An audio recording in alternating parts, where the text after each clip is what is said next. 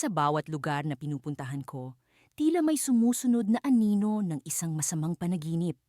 Ako si Marco, isang backpacker na palaging nasa kalsada, naghahanap ng mga bagong lugar at karanasan.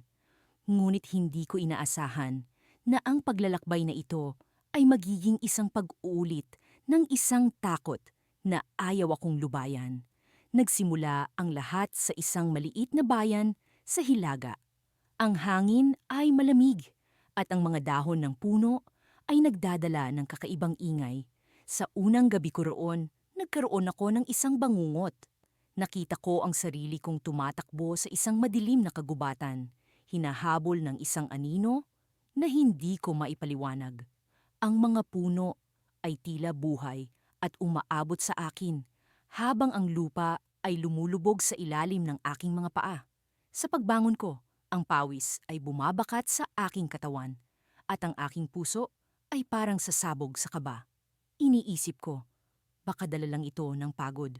Pero nangyari ulit ito sa susunod na bayan na pinuntahan ko at sa susunod pa. Lahat ng gabi ay puno ng parehong bangungot, pare-parehong eksena at pare-parehong takot. Hindi na ito simpleng bangungot. Ito na ay isang sumpa. Sa isang maliit na kapehan sa gitna ng bayan, nakilala ko si Elisa. Isang lokal na residente na tila may alam sa mga nangyayari sa akin. Alam mo, hindi ka nag-iisa, sabi niya habang tinutunaw ang asukal sa kanyang kape. Maraming dayuhan ang nagreklamo ng parehong bangungot dito. Nagpatuloy si Elisa. May alamat dito tungkol sa isang sinaunang espiritu na sumusubok na makuha ang mga kaluluwa ng mga bagong dating. Isa itong pagsubok kung alin sa kanila ang may malinis na budhi. Nabuhayan ako ng interes, ngunit hindi ko rin maiwasang makaramdam ng takot. Ang bawat gabi ay tila nagiging mas mahirap. Minsan, hindi ko na alam kung gising pa ako o patuloy pa rin sa bangungot. Ang mga tao sa paligid ko ay nagiging estranghero. Ang kanilang mga mukha ay nababalot ng anino at ang kanilang mga tinig ay nagiging bulong na parang mula sa kawalan. Isang gabi, nagpasya akong harapin ang takot. Lumabas ako ng bahay sa gitna ng dilim, hinanap ang kagubatan na paulit-ulit na bumabalik sa aking bangungot. Naramdaman kong kailangan kong malaman ang katotohanan. Ang aking mga hakbang ay tila bumibigat habang papalapit ako sa kakahuyan. Ang mga puno ay tila mas mataas at mas nakakatakot kaysa sa dati. Sa gitna ng kagubatan, isang batang babae ang lumitaw sa aking harapan. Ang kanyang mga mata ay puno ng luha at tila nais niyang sabihin ang isang bagay. Ngunit bago ko siya malapitan, bigla siyang naglaho. At ang paligid ay nagbago. Ang mga puno ay nagumpisang gumalaw at ang lupa ay tila umuuga. At doon ko siya nakita, ang anino sa aking bangungot. Nakatayo siya sa di kalayuan, tahimik, ngunit puno ng puot. Hindi ko alam kung paano ko siya haharapin o kung paano ko makakawala sa siklong ito ng takot. Ngunit sa oras na iyon, isang bagay ang naging malinaw sa akin. Hindi ito basta-bastang panaginip. Isang bagay na mas malalim at mas komplikado ang nagaganap. At sa isang iglap, naramdaman kong parang hinatak ako pabalik sa realidad. Ang paligid ay nagbago, ngunit ang takot ay naroroon pa rin. Mas malalim at mas nakakatakot kaysa dati. Sa kabila ng marubdob na pagnanasa kong takasan ang bangungot na nagiging paulit-ulit na bahagi ng aking buhay, natagpuan ko ang aking sarili sa isang maliit na bayan sa gitna ng kabundukan. Isang lugar na tila nakakubli sa mga mata ng mundo, ngunit sa kung anong dahilan, parang may kakabit sa aking pagkatao na tila sinadyang magdala sa akin dito. Ang hangin ay malamig at ang mga ulap ay tila nakabitin sa napakababang langit, halos abot kamay. Ang mga tao sa paligid ay tahimik at tila may sariling mga lihim na hindi nila nais ibahagi. Lahat ay pamilyar, ngunit sa parehong paraan, estranghero. Isang pakiramdam na hindi ko maalis sa aking isipan, kahit pa pilitin kong alisin. Pagdating ko sa isang maliit na hostel, agad akong nagtanong tungkol sa mga lugar na maaring bisitahin sa bayan. Ang matandang babae na nagmamay-ari ng hostel ay ngumiti, ngunit sa likod ng kanyang hangiti ay may nakatagong babala. Maraming magagandang lugar dito, sambit niya. Ngunit mag-ingat ka sa mga lugar na hindi mo kilala. Nagpa siya akong maglakad-lakad. Umaasang ang sariwang hangin ay makakatulong sa akin na kalimutan ang bangungot. Ngunit sa bawat hakbang ko sa makitid na kalsada, nararamdaman kong may kung anong puwersa na tila humihila sa akin, papunta sa isang direksyon. Hindi ko maipaliwanag, ngunit alam kong kailangan kong sundan ito. Dinala ako ng aking mga paa sa isang lumang simbahan sa dulo ng bayan. Ang pintuan nito ay bukas at tila inaanyayahan ako na pumasok. Sa loob, naramdaman ko ang kakaibang katahimikan. Ang mga dingding ay puno ng mga lumang larawan at mga rebulto na tila nakatingin sa akin. Sa gitna ng simbahan, may isang altar na may kandila na patuloy na nag-aapoy kahit walang tao sa paligid. Lumapit ako sa altar at sa aking paglapit, naramdaman ko ang malamig na hangin na tila bumalot sa akin. Nagsimula akong magdasal, umaasang kahit paano ay makakahanap ako ng kapayapaan sa lugar na ito. Ngunit sa halip na kapayapaan, naramdaman ko ang biglang pagbabago ng paligid. Ang simbahan ay tila nag-iba at ang mga kandila ay nagningas ng mas maliwanag. Sa isang iglap, alam kong nasa loob ako ng aking bangungot. Ngunit sa pagkakataong ito, ibang anyo ang ipinakita sa akin. Ang mga pader ay nagsimulang magbago. Tila nagiging mga salamin na nagpapakita ng mga imahe ng sarili kong mga alaala. Mga alaala ng mga lugar na aking napuntahan at mga tao na aking nakilala. Lahat ay nagbalik at ang sakit ng bawat isa ay bumalik muli. Tumakbo ako palabas ng simbahan. Ang aking puso ay nag-uugong sa kaba at takot. Ngunit sa labas, hindi ko na nakita ang kalsadang pinanggalingan ko. Sa halip, isang makitid na landas ang bumulaga sa akin. Puno ng mga puno na tila buhay at humahalakhak sa aking takot. Sa bawat hakbang ko, nararamdaman ko ang presensya ng isang nilalang na matagal nang sumusunod sa akin. Ang nilalang na nasa likod ng aking bangungot. Hindi ko siya makikita, ngunit alam kong naroon siya. Nagmamasid, nag-aabang. Habang naglalakad ako sa landas, nagbalik ang lahat ng alaala ng mga nakaraang bangungot. Ang mga anino na sumusunod sa akin sa mga eskinita sa Paris. Ang malamig na hangin na bumabalot sa akin sa mga gusali sa Tokyo. At ang mga bulong na naririnig ko sa mga kalye ng New York. Lahat ng ito ay bumalik.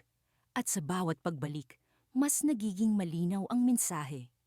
Sa dulo ng landas, isang bahay ang nakatayo. Isang lumang bahay na tila matagal nang naabandona. Sa kabila ng takot, alam kong kailangan kong pumasok.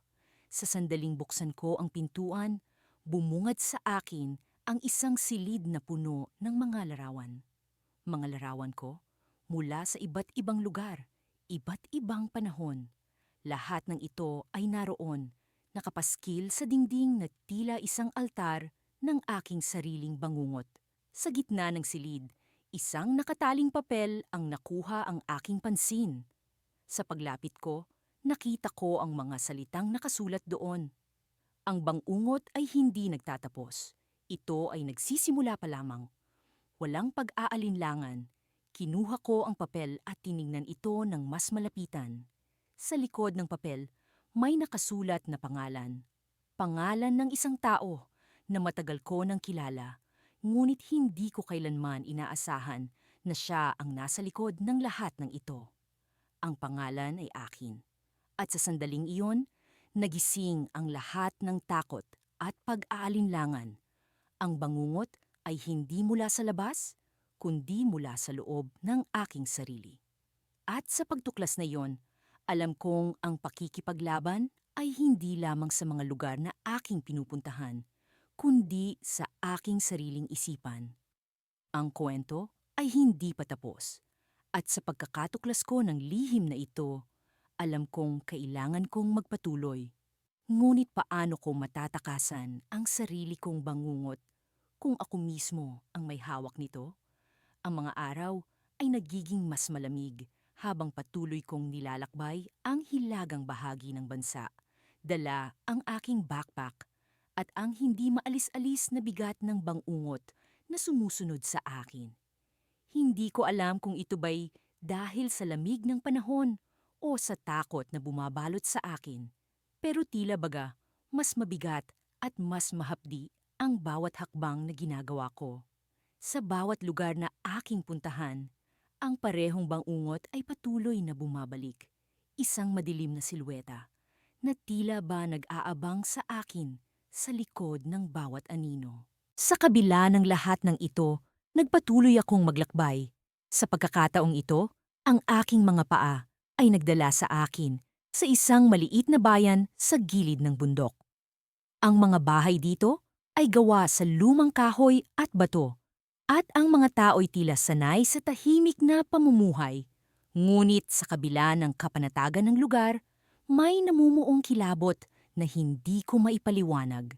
Isang gabi, matapos ang isang mahaba at nakakapagod na araw ng paglalakad at pagtatanong-tanong, nagdesisyon akong magpahinga sa isang maliit na inn. Ang silid ay simple. May isang kama, isang mesa, at isang maliit na bintana na tanaw ang kagubatan sa labas. Sa pagod ng katawan, agad akong nahiga at pumikit. Umaasang sa gabing ito ay makakaiwas ako sa bangungot na paulit-ulit nang bumabagabag sa akin. Ngunit hindi ko pa man nasasara ang aking mga mata. Nang mahigpit, naramdaman ko na ang malamig na hangin na tila humahaplos sa aking balat. Nagising ako sa isang lugar na hindi ko alam, isang madilim na kagubatan na tila walang katapusan. Ang mga puno ay nagsasalubungan. Ang kanilang mga sanga ay tila ba mga kamay na nag-aabot para sa akin. Sa aking paglingon, naroon muli ang silweta. Ang anino na walang mukha. Hindi ko inaksaya ang panahon. Tumakbo ako. Pilit na tinatakasan ang aninong hindi ko mawari kung saan nagmula. Ang mga paa ko'y nagmamadali, ngunit tila ba hindi ako makawala sa kung anumang puwersa ang bumabalot sa akin. Habang tumatakbo, bigla kong napansin ang isang ilaw sa di kalayuan. Agad akong nagtungo roon, umaasang ito'y magdadala sa akin sa ligtas na lugar. Ngunit sa aking paglapit, napagtanto ko na ang ilaw ay nagmumula sa isang maliit na kubo na tila ba nakatayo sa gitna ng wala. Walang pag-aalinlangan. Pumasok ako sa loob ng kubo. Sa loob, isang matandang lalaki. Ang nakaupo sa tabi ng isang lumang lamesa, may hawak na lampara na nagkukumpas-kumpas sa kanyang mga kamay. "Ano ang ginagawa mo rito?" Tanong niya sa akin. Ang kanyang tinig ay tila ba nagmumula sa kailaliman ng kagubatan mismo. Hinahabol ako. Sagot ko, hinihingal at puno ng takot. Ngumisi ang matanda at ang kanyang mga mata ay tila nakikita ang anino sa likod ko. Ang bawat lugar na iyong puntahan ay magdadala sa iyo sa parehong bangungot hanggat hindi mo nahahanap ang sagot sa iyong sarili. Hindi ko naintindihan ang kanyang sinasabi. Anong ibig mong sabihin? Bawat tao ay may aninong sinusundan. At ang sa iyo'y masyadong malalim, sagot niya. Hindi mo ito matatakasan. Hindi sa paglalakbay, hindi sa pagtulog. Naramdaman ko ang bigat ng kanyang mga salita. Ang bangungot na ito ay hindi simpleng takot lamang. Ito'y bahagi ko, isang piraso ng sarili kong pagkatao na hindi ko matakasan. Ngunit paano ko ito matatalo? Tanong ko, puno ng pag-asang may maibigay siyang kasagutan. Ngunit bago pa siya makasagot, ang kubo ay biglang niyanig ng isang malakas na hangin. Tila ba ang mismong kagubatan ay nagalit. Ang ilaw, mula sa lampara ay nawala at ako'y muling nahanap sa gitna ng dilim. Nagising ako sa aking silid-sain, pawisan at hingal na hingal. Ngunit sa pagkakataong ito, may napansin akong kakaiba. Sa mesa sa tabi ng aking kama, may isang piraso ng papel na hindi ko maalalang inilagay ko doon. Binuksan ko ito at natagpuan ang isang mensahe na nakasulat sa pamilyar na sulat kamay. Ang sagot ay nasa huling lugar na hindi mo pa napuntahan. Sinubukan kong alalahanin ang bawat lugar na aking napuntahan, ngunit tila ba may isang bagay na nakalimutan ko. Isang lugar na dapat kong balikan. Habang iniisip ko ito, ang mga anino sa paligid ko ay tila gumagalaw. At sa labas ng bintana, ang kagubatan ay tila nag-aanyaya, naghihintay sa aking susunod na hakbang.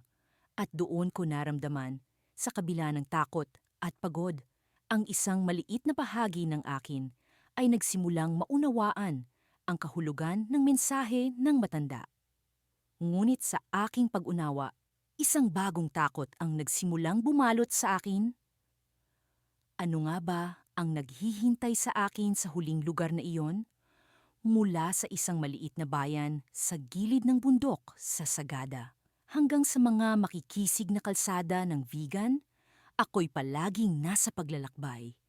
Ang bawat hakbang na tinatahak ko ay tila laging may anino ng isang bangungot na hindi ko matakasan. Sa bawat lugar na puntahan ko, naroon ang pamilyar na pagkarinig ng mga hindi maipaliwanag na bulong, ang malamig na dampi ng hangin na tila lumalagos sa aking balat, at ang mga imaheng unti-unting lumalabo sa aking isipan. Isang umaga sa Vigan, habang ako'y naglalakad sa cobbled streets, naramdaman ko ang kakaibang pagbigat ng aking mga paa. Parang may puwersang humihila sa akin papunta sa isang makipot na eskinita. Sa dulo nito, naroon ang isang lumang bahay na mukhang iniwan na ng panahon. Sa kabila ng takot, may bahagi sa akin na nagtutulak na pumasok. Ang loob ng bahay ay puno ng alikabok at ang bawat hakbang ay nagiging sanhi ng paglikha ng maliliit na ulap nito sa hangin. Sa gitna ng sala, nakatayo ang isang lamesa na may nakalatag na sinaunang mapa. Wala akong ideya kung bakit, pero para bang may kakaibang puwersa na nagtutulak sa akin na pag-aralan ito. Ang mapa ay puno ng mga lugar na tila pamilyar, ngunit hindi ko matukoy kung saan ko ito nakita. Habang nagmumuni-muni, nakarinig ako ng mga yapak sa itaas na palapag. Ang tunog ay unti-unting lumalapit at ang aking puso ay nagsimulang magkarera sa kaba. Sa puntong iyon, bumalik sa akin ang bangungot. Ang madilim na silweta ng isang tao na palaging nasa aking likuran. Hindi ko matanaw ang kanyang mukha, ngunit alam kong siya ay naroroon, palaging nagmamasid. At ngayon, siya'y tila nasa bahay na ito, lumalapit sa akin. Tumakbo ako palabas, hindi alintana ang kalat at alikabok. Pagdating ko sa kalsada, ang mundo ay tila bumagal. Ang mga tao ay naging mga anino na nagmamadali. Sa aking pagtakbo, nakita ko ang isang lumang babaeng nakaupo sa gilid ng kalsada. Ang kanyang mga mata ay tila puno ng kaalaman na hindi ko maunawaan. Nilapitan ko siya at sa pag-asang makakakuha ng sagot, tinanong ko siya tungkol sa bangungot na sumusunod sa akin. Ngunit ang kanyang tugon ay isang tanong na hindi ko inaasahan. Bakit mo hinahayaan na ang iyong takot ang magtakda ng iyong landas? Ang tanong na iyon ay tila naglatag ng bagong liwanag sa aking isip. Ang bangungot ay hindi lamang isang takot, kundi isang paalala na may hindi pa nalulutas na misteryo sa aking nakaraan. Alam kong hindi ko maaring ituloy ang aking paglalakbay na hindi ko natutuklasan ang katotohanan. Nagpasya akong bumalik sa bahay kung saan ko natagpuan ang mapa. Sa muling pagtingin, napansin ko ang isang markang hindi ko nakita kanina. Ang marka ay tila isang simbolo ng isang lugar na hindi ko pa napuntahan. Isang lugar na tila tinatawag ako. Nagdesisyon akong sundan ng misteryosong simbolo. Sa aking paglalakbay, ang mga alaala ng bangungot ay muling bumalik. Ang mga lugar na pamilyar, ang mga bulong na hindi ko maipaliwanag. Ngunit sa halip na takasan, nagpatuloy ako. Palaging sinusubaybayan ang simbolo. Ang takot ay naging isang gabay, isang hakbang patungo sa pag-unawa. Sa wakas, narating ko ang isang maliit na isla na hindi nakamarka sa anumang mapa.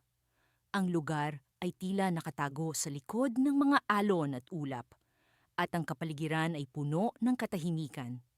Doon, sa gitna ng isla, natagpuan ko ang isang sinaunang templo, puno ng mga ukit na tila nagpapakita ng mga kwento ng isang lumang sibilisasyon. Sa loob ng templo, nakita ko ang isang altar na may nakaukit na mga simbolo na katulad ng nasa mapa. Sa paglapit ko sa altar, naramdaman ko ang malamig na hangin na tila bumabalot sa akin. At sa aking likuran, naramdaman ko ang presensya ng silweta sa aking bangungot. Ngunit sa halip na takot, naramdaman ko ang kapayapaan. At doon, sa harap ng altar, natuklasan ko ang katotohanan na matagal ko nang hinahanap. Ang bangungot ay hindi isang sumpa, kundi isang paalala ng isang pangako. Isang pangako na ibinigay ko sa nakaraan na kailangan kong tuparin.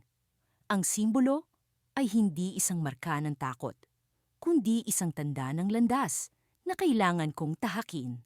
Sa paglabas ko ng templo, alam kong ang aking paglalakbay ay nagsisimula pa lamang. Ang bangungot na minsang naging takot ay naging isang daan patungo sa hindi pa natutuklasang bahagi ng aking sarili. Ngunit sa likod ng kapayapaan, alam kong ang bawat hakbang ay may kaakibat na panganib. At ang silweta ay palaging naroon, nag-aantay sa tamang sandali. Ngunit sa halip na matakot, ako'y nakahanda. Sapagkat sa bawat lugar na puntahan ko, ay hindi na lamang bangungot ang nauulit, kundi isang misyon na kailangan kong tuparin. At sa bawat pagtatapos, ang simula ng bagong kwento ay nag-aantay na aking isulat. Hindi ko na mabilang kung ilang ulit kong naramdaman ang malamig na hangin sa aking batok habang lumalakad ako sa tahimik na kalsada ng isang maliit na bayan sa Hilaga. Ang mapusyaw na liwanag ng buwan ay tila walang kapaguran sa pagbugaw sa bawat anino na bumabalot sa paligid. Sa bawat hakbang ko, naririnig ko ang tila nag-uusap na mga dahon sa itaas na parang may sinasabi sa akin na hindi ko maunawaan. Muli, naramdaman ko ang presensya ng bangungot na patuloy na sumusunod sa akin, ang iisang masamang panaginip na hindi ko matakasan. Napadpad ako sa lugar na ito dahil sa isang lumang mapa na natagpuan ko sa isang tindahan ng antigong gamit sa nakaraang bayan. Ang mapa ay tila lumana, halos hindi na mabasa ang mga letra, ngunit may kakaibang sinag na umaakit sa akin. Sa kabila ng babala ng matandang tindero na huwag nang ipagpatuloy ang aking paghahanap, hindi ko naiwasan ang tawag ng misteryosong lugar na nakasaad dito.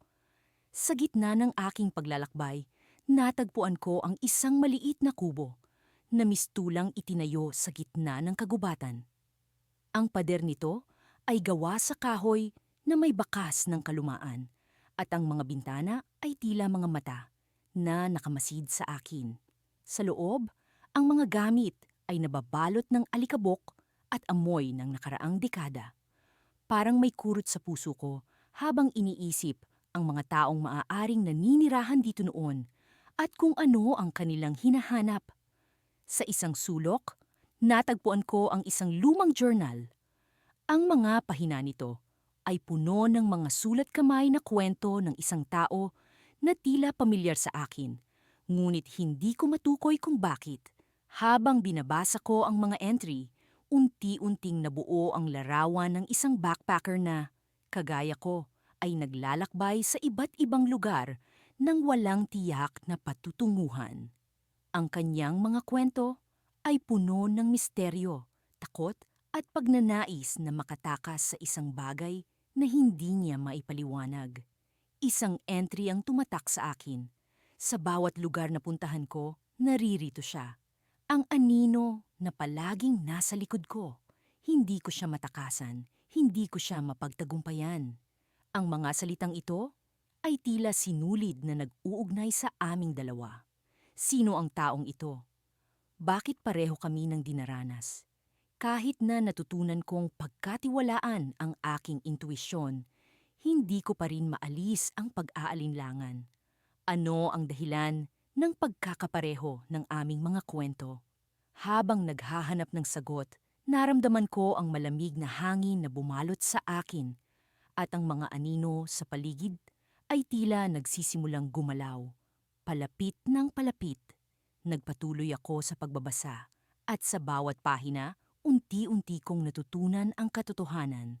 Ang backpacker na ito ay hindi ibang tao, kundi ako. Ako ang nagsulat ng mga kwentong ito sa ibang panahon, sa ibang pagkakataon. Ang pagkakakilanlan ko, ang mga alaala ko, lahat ito ay bahagi ng isang masalimuot na siklo na patuloy na nauulit. Ako ang lumikha ng aking sariling bangungot at ito ang dahilan kung bakit hindi ko ito matakasan. Nang dumating ang huling pahina, naramdaman ko ang kakaibang sensasyon na parang may puwersang kumakalabit sa aking isipan. Ang huling entry ay nagsasaad ng isang paalala. Kapag narating mo ang huli, bumalik ka sa simula. Sa sandaling mabasa ko ito, nagising ang aking puso sa katotohanan na ang bangungot na ito ay hindi basta-basta matatapos. Ang lugar na ito, ang kubo at ang journal, lahat ng ito ay bahagi ng isang masalimuot na laro ng tadhana. Sa labas, ang hangin ay lalong lumakas, na tila bumubulong ng mga lihim na hindi ko pa rin maunawaan. Naramdaman ko ang presensya ng anino, na patuloy na nakamasid sa akin. Ngunit sa pagkakataong ito, alam kong hindi ko siya kalaban. Sa halip, siya ang bahagi ng akin na matagal ko nang hindi kayang tanggapin. Sa huli, natutunan kong ang bangungot ay hindi lamang takot sa hindi ko maipaliwanag. Ito ay bahagi ng realidad na kailangan kong yakapin.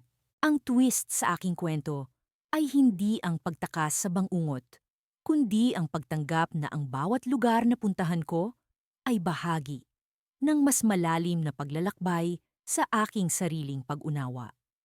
At sa kabila ng lahat, narito ako, nakatayo sa gitna ng kagubatan, handa ng muling simulan ang aking paglalakbay. Ngunit sa pagkakataong ito, hindi ko na hinahabol ang liwanag sa dulo ng dilim. Sa halip, ako ay naglalakad sa gitna ng mga anino, sa pag-asang makilala ang sarili sa bawat hakbang. Hindi ko alam kung bakit ako narito ngayon, sa isang maliit na bayan, sa gilid ng kagubatan, na tila binabalot ng laging nagbabantang dilim. Ang pangalan ng lugar ay San Agustin, isang tahimik na sulok sa mapa na bihirang puntahan ng mga turista. Siguro'y umaasa akong dito, sa lugar na tila nakalimutan ng kasaysayan, ay matatapos ang bangungot na paulit-ulit na sumusunod sa akin. Pero sa una pa lang, alam kong mali ang iniisip kong iyon. Pagkababa ko sa bus, ramdam ko agad ang bigat ng hangin. Wala itong amoy, pero parang may sumisiksik sa dibdib ko, nag-iiwan ng mabigat na presensya. Ang mga tao rito ay kakaunti at tahimik, halos hindi ako nililingon habang naglalakad sa makitid na daan papunta sa maliit na inn na nakita ko online. Ang katahimikang ito ay dapat magbigay ng kapayapaan, pero sa halip, mas lalong lumala ang kaba sa dibdib ko. Sa pag-check-in, isang matandang babae ang nagbigay sa akin ng susi. Hindi ko alam kung bakit, pero ang paraan ng pagtingin niya sa akin, parang alam niya kung sino ako o bakit ako narito, ay nagdulot ng kirot sa isip ko. Hindi ko siya tinanong. Wala akong lakas ng loob. Ang kwarto ko ay nasa ikalawang palapag, malapit sa dulo ng pasilyo. Maliit ito. May isang kama, isang mesa, at isang bintanang natatakpan ng makapal na kurtina. Tahimik ang paligid, halos nakakabingi. Sa unang gabi, iniwasan kong matulog. Naglagay ako ng mga libro sa mesa, nagpanggap na magbabasa. Pero halos hindi ko maintindihan ang mga salitang nakasulat. Ang utak ko'y tuluyang nakatuon sa bangungot. Ang parehong bangungot na paulit-ulit na bumabalik. Sa bawat lugar na puntahan ko, walang palya, lagi itong naroon. Ang mga litrato ng mga lugar na binisita ko ay hindi na maganda sa paningin. Lahat sila'y nagtatago ng anino ng takot. Ang mga detalye ng bangungot ay malinaw. Isang lalaking nakaitim. Nakatayo sa gitna ng madilim na silid. Hindi gumagalaw, pero naroon. Palaging naroon. Ang tahimik niyang presensya ay parang dagat na unti-unting nilulunod ako. Sa wakas, hindi ko na kayang labanan ang antok. Pumikit ako, at ang universo ng aking isip ay bumukas. Nagsimula ang bangungot ng tulad ng dati. Isang malamlam na ilaw ang bumabalot sa paligid. At naroon ako sa loob ng isang kwarto na hindi ko maipaliwanag kung nasaan. Ang mga dingding ay may mga basag. Ang sahig ay puno ng alikabok. At siya, ang lalaking nakaitim, ay naroon. Nakatayo lang sa gitna. Nakatingin sa akin. Hindi gumagalaw, hindi nagsasalita. Pero alam ko, sa likod ng kanyang katahimikan ay may nakatagong kasamaan. Ang presensya niya ay parang matalim na patalim na nakatutok sa aking leeg. Sa pagkakataong ito, may kakaiba. Ang kwarto ay hindi lang basta isang kwarto. Napansin ko ang isang pamilyar na detalye. Ang mesa sa tabi ng dingding, ang bintanang may basag na salamin. Pamilyar ang lahat ng iyon. Dahil iyon ang kwarto ko sa inn. Napagtanto ko ang isang bagay na hindi ko inaasahan. Ang bangungot ay hindi na lang basta panaginip. Ito na ang realidad. Nagising ako ng may sigaw. Pawis na pawis ang aking katawan. Nanginginig ang mga kamay ko habang hinahanap ang ilaw ng lampara sa tabi ng kama. Nang mahanap ko ito, agad kong binuksan at ang liwanag ay nagbigay ng bahagyang ginhawa. Pero ang puso ko'y tumitibok pa rin ng mabilis. Tila gusto nitong tumakas sa dibdib ko. At doon ko napansin ang isang bagay na nagpawala ng init sa aking katawan. Ang mesa sa kwarto ko, ang bintana, ang basag na salamin, lahat sila ay naroon. Eksaktong tulad ng nasa bangungot. Hindi ito simpleng pagkakahawig. Ito ang mismong eksena. Ang bawat detalye ay eksaktong pareho. Napalingon ako sa gitna ng kwarto. At kahit wala ang lalaki, naramdaman ko ang presensya niya. Parang naroon siya, nagtatago sa mga anino, naghihintay ng tamang sandali. Hindi ko na kayang manatili sa kwarto. Lumabas ako, tumakbo pababa ng hagdan, palabas ng inn. Ang hangin sa labas ay malamig, pero hindi iyon mahalaga. Ang mahalaga ay makalayo ako. Naglakad ako papunta sa gitna ng bayan. Halos wala ng tao sa paligid. Ang mga ilaw sa mga bahay ay nakapatay. At ang katahimikan ay mas nakakatakot kaysa sa kwarto. Sa di kalayuan, sa ilalim ng poste ng ilaw, may nakita akong sanino. Isang figura, nakaitim. Napalunok ako, hindi makagalaw.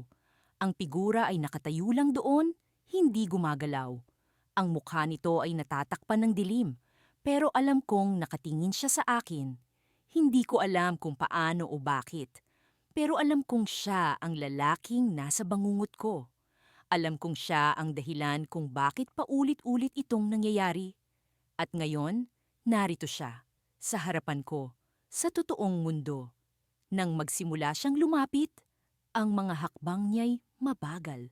Pero bawat isa'y parang nagtatanggal ng hangin sa paligid.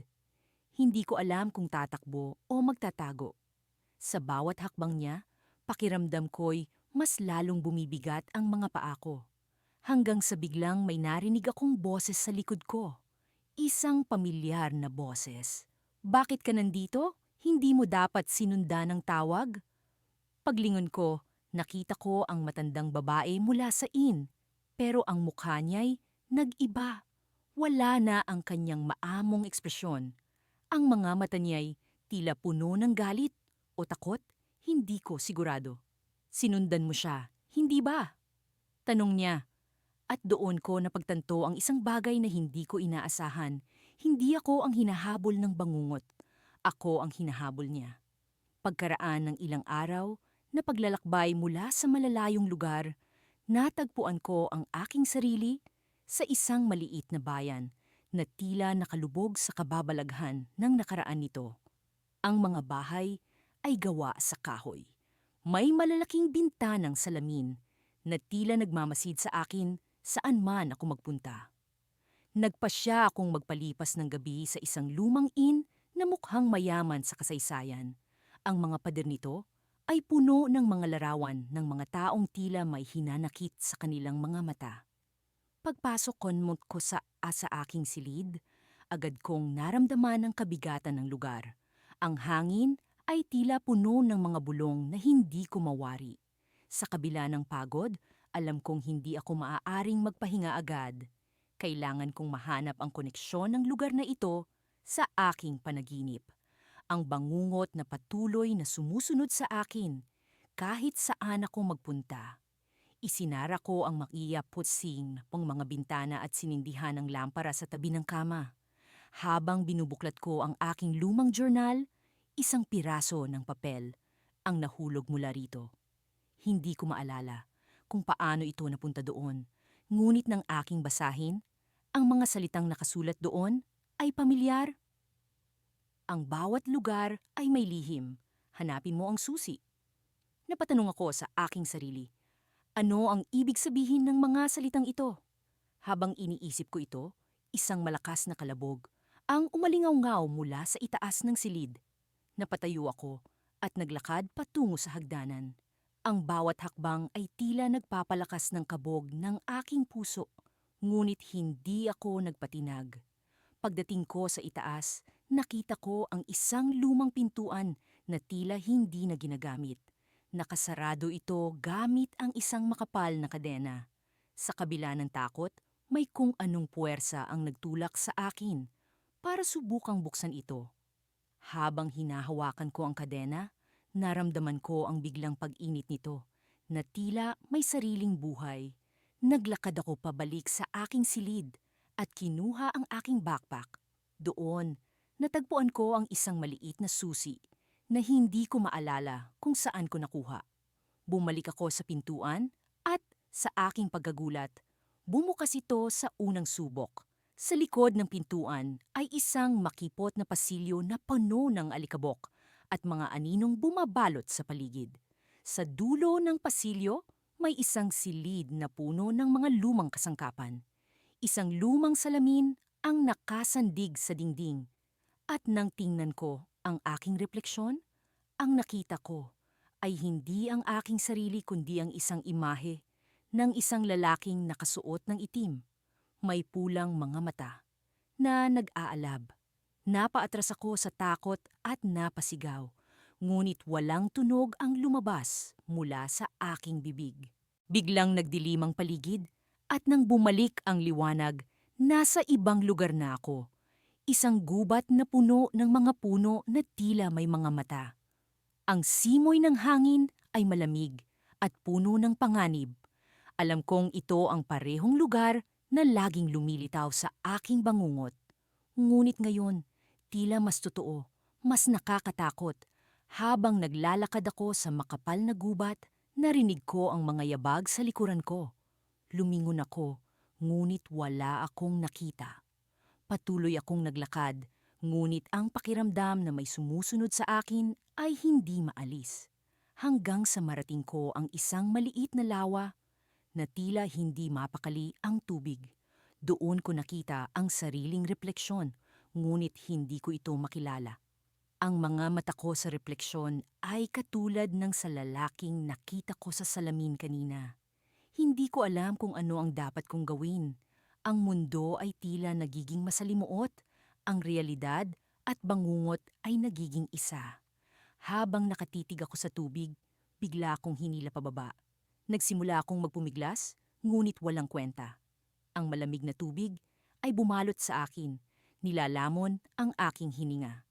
Sa mga huling sandali ng aking kamalayan, isang boses ang bumulong sa aking isip. Ang susi ay nasa iyo.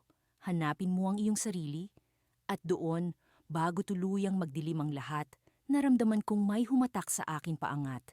Isang kamay na hindi ko mawari kung kanino galing, ngunit puno ng init at kaalaman.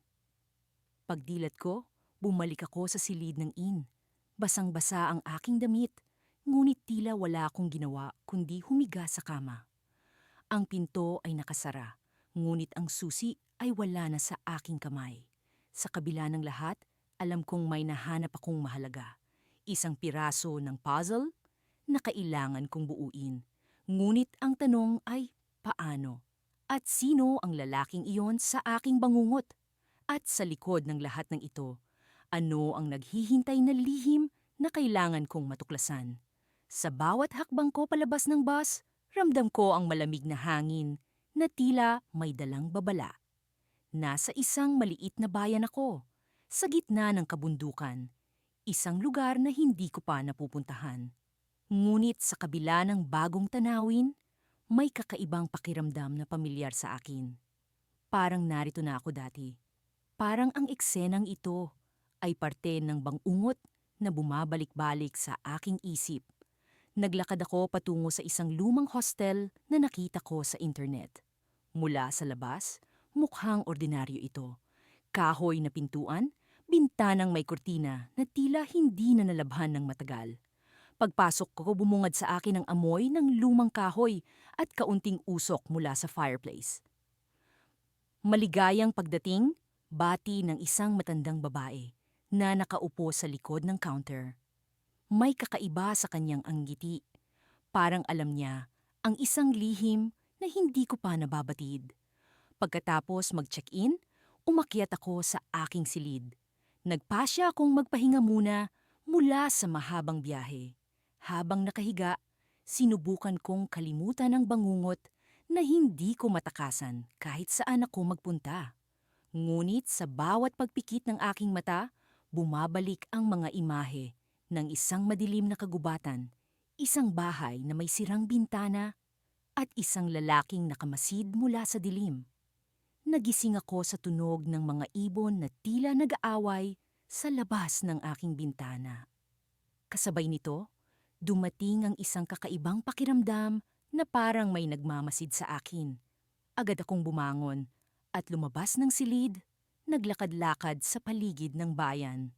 Sa gitna ng aking paglalakad, napansin ko ang isang maliit na tindahan ng mga souvenir. Sa loob, may mga lumang larawan na nakadisplay. Mga larawan ng bayan noong unang panahon. Isang larawan ang pumukaw sa aking atensyon. Isang lumang bahay na tila pamilyar sa akin. Tila ito ang bahay mula sa aking bangungot. "Excuse me, ma'am?" tanong ko sa tindera. "Saan po matatagpuan ang bahay na ito?"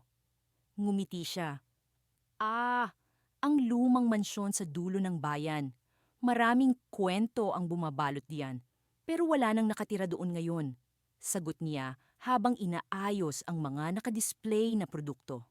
Nagpasya akong puntahan ang mansyon. Habang papalapit, unti-unting bumabalot ang dilim sa paligid, kahit pa maliwanag ang araw. Ang mga puno sa paligid ay tila may buhay, kumikilos na parang may sariling isip. Sa wakas, narating ko ang mansyon. Nakatayo ito sa gitna ng isang malawak na bakuran na puno ng mga ligaw na halaman. Ang pinto ay bahagyang nakabukas, tila ng aanyaya. Sa loob, ang sahig ay natatakpan ng alikabok at ang hangin ay mabigat, puno ng alaala ng nakaraan. Sa bawat hakbang ko, nararamdaman kong parang may sumusunod sa akin. Nakarating ako sa isang silid na puno ng lumang kasangkapan. Sa gitna ng silid, may isang lumang piano na tila sira na ang mga pipa. Ngunit sa kabila ng kanyang kalagayan, parang may kakaibang enerhiya ito. Hindi ko maiwasang lapitan ng piano. Sa aking paglapit, isang malamig na hangin ang dumaan sa likod ko at biglang tumunog ang piano ng kusa. Isang bahagi ng pamilyar na tunog Ang musika ng aking bangungot. Napaatras ako sa takot. Paano ito nangyari? Walang tao sa paligid at wala ring anumang mekanismo na maaring magpatunog sa piano. Tila nabuhay ang mansyon at ang bangungot ay hindi na lamang sa aking isip, nasa harapan ko na. Biglang may narinig akong boses mula sa likod. Matagal na kitang hinihintay, isang lalaking nakasuot ng lumang damit ang nakatayo sa pintuan. Ang kanyang mukha ay pamilyar. Siya ang lalaki sa aking mga bangungot. Anong ibig mong sabihin? Tanong ko, nag-aalangan ngunit puno ng takot. Ngumiti siya. Ikaw ay parte ng kwento ng lugar na ito. Ikaw ay ang nawawalang piraso ng puzzle. Nagsimula akong umatras, ngunit natapik ko ang isang lumang libro na nasa mesa. Bumagsak ito sa sahig at nagbukas sa isang pahina na may larawan ng mansyon at ang parehong lalaking nasa harapan ko ngayon. Dumating ka na sa wakas, sabi niya. Ang oras ay dumating para sa iyo na malaman ang katotohanan. Habang nagsisimula siyang maglakad papalapit sa akin, naramdaman ko ang malamig na hangin na tila pumipigil sa akin na makagalaw. Ang katotohanan ay malapit ko nang malaman. Ngunit sa likod ng pinto, may mga anino na unti-unting lumilitaw. Sa puntong iyon, alam kong ang aking bangungot ay hindi lamang isang panaginip. Ito ay isang babala, isang senyales ng isang mas malalim na misteryo na nakaugat sa bayan, sa mansyon, at sa akin. At kung ano ang susunod na mangyayari, iyon ang hindi ko pa alam. Ngunit ang oras ay parang tumigil, at ang mundo ay tila nasa bingit ng isang bagay na hindi ko pa nauunawaan. Sa bawat hakbang ko sa bagong lugar na ito, bumibigat ang pakiramdam ko. Ang bawat sulok na aking napupuntahan ay tila may mga mata na nakatingin sa akin. Mga mata na puno ng paghuhusga at pag-aalala. Ang hangin ay may kakaibang lamig na parang sinasabihan akong hindi ako dapat narito. Pero sa kabila ng lahat ng ito, may isang bahagi ng aking kalooban na nagtutulak sa akin na magpatuloy, na parang may mahalaga akong kailangang matuklasan. Ito ang ikasiyam na destinasyon sa aking paglalakbay bilang isang backpacker, ngunit ang bangungot na paulit-ulit na sumasagi sa aking isipan ay hindi pa rin natitinag. Tulad ng dati, sa tuwing ipipikit ko ang aking mga mata, nakikita ko ang isang madilim na silid na puno ng anino. Ang mga anino ay gumagalaw na parang may sariling buhay, at sa gitna nila ay naroon ang isang pintuang palaging nakasara. Isang pintuang hindi ko matuklasan kung ano ang nasa kabila. Sa lugar na ito, isang maliit na bayan sa gilid ng bundok, naramdaman kong may kakaiba sa paligid. Ang mga nakatira rito ay palaging may ngiti sa kanilang mga labi, ngunit ang kanilang mga mata ay puno ng lungkot. Minsang nagtanong ako sa isang matandang babae tungkol sa kanilang kasaysayan, ngunit ang kanyang sagot ay puno ng pag-iwas. Ang bawat sulok ng bayang ito ay may kwento, sabi niya, ngunit hindi lahat ng kwento ay para sa mga dayuhan. Nagtuloy ako sa isang lumang aklatan na puno ng alikabok. Ang mga aklat dito ay bihirang binubuksan. Ang ilan ay tila matagal nang nakalimutan.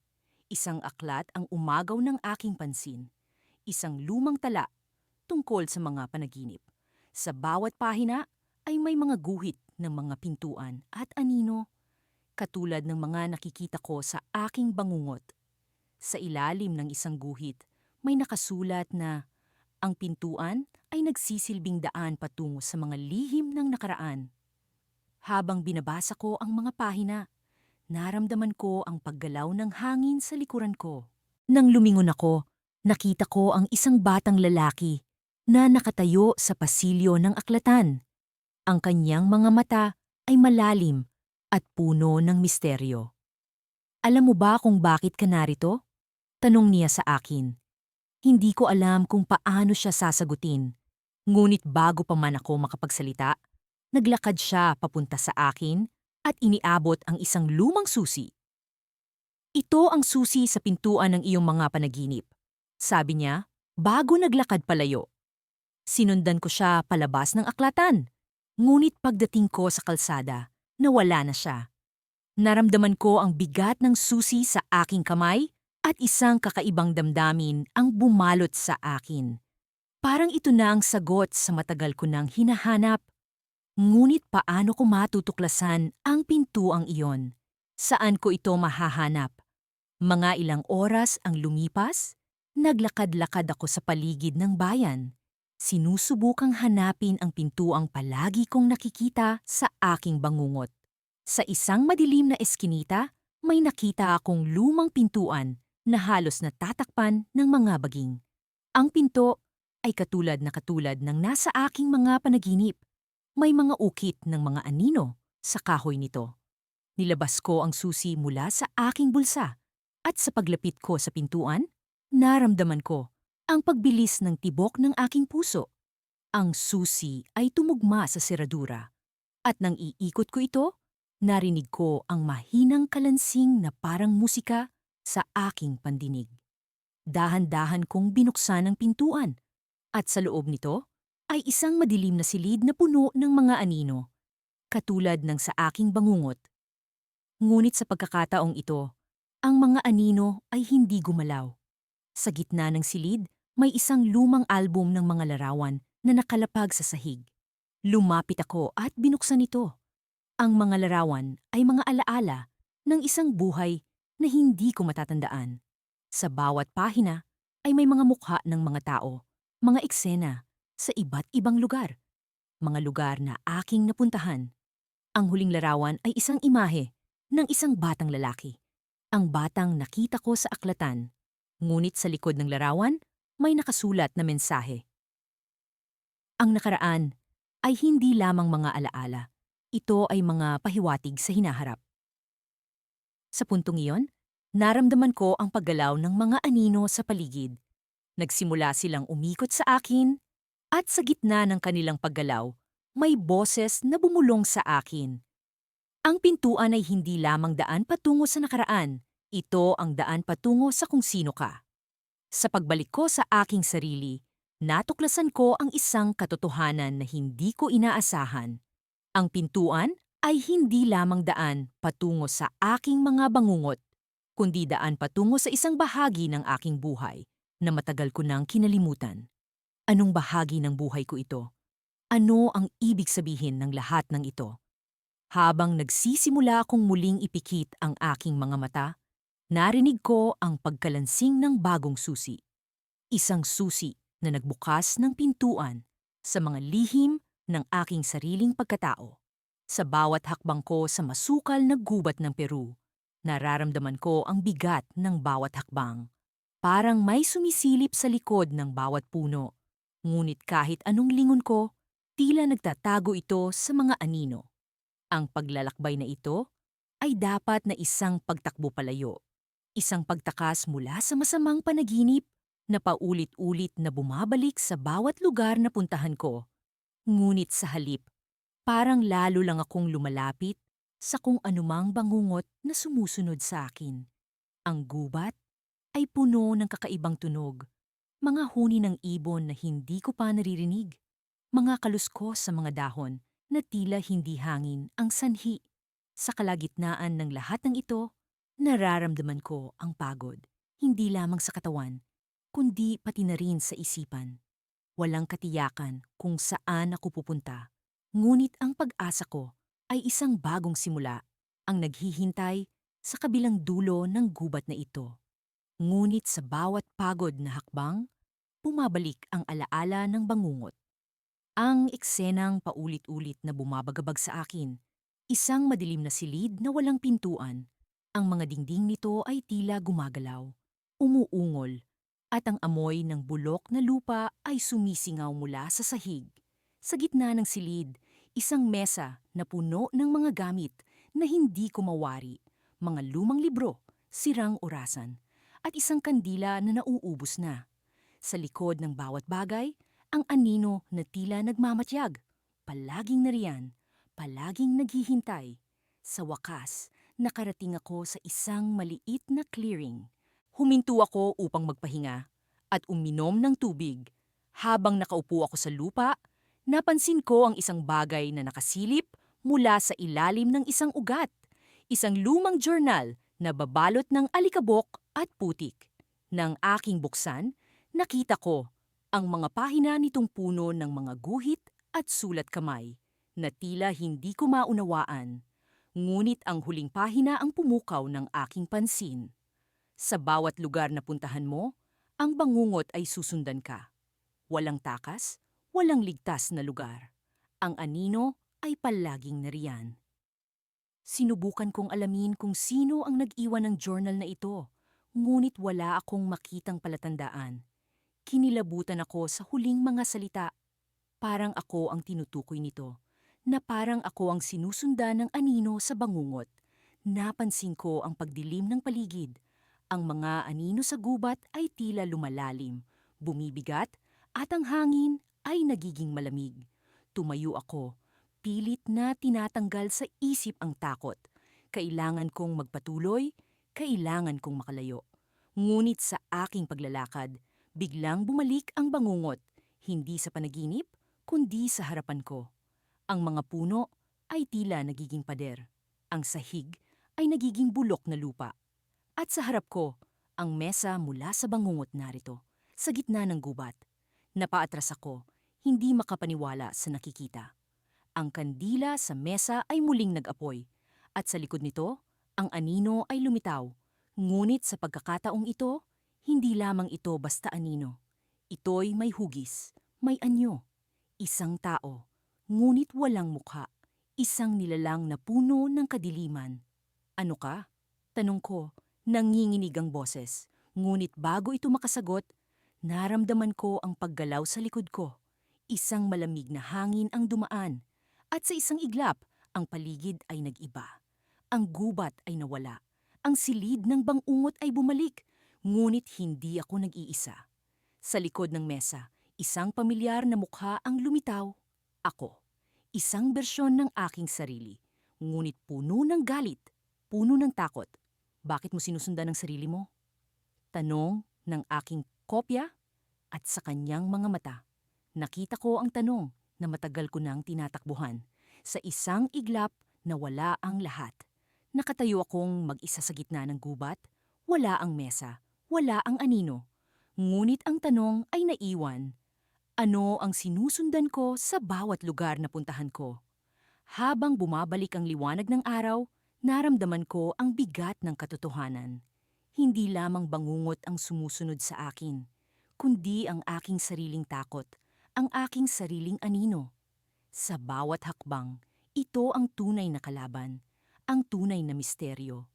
Ngunit paano ko matatakasan ang sarili ko? Paano ko haharapin ang anino na palaging nariyan, palaging naghihintay? Sa susunod na hakbang, naramdaman ko ang kakaibang pakiramdam, isang pagbabago sa hangin. Parang may bagong simula na paparating. Ngunit sa likod ng bawat pagtatapos, may bagong simula rin ng bangungot. Sa likod ng mga puno, naramdaman ko ang presensya ng anino. Palaging nariyan, palaging sumusunod. Ngunit ngayon, hindi na ako takot. Nandito ako, handang harapin ang anino sa dilim.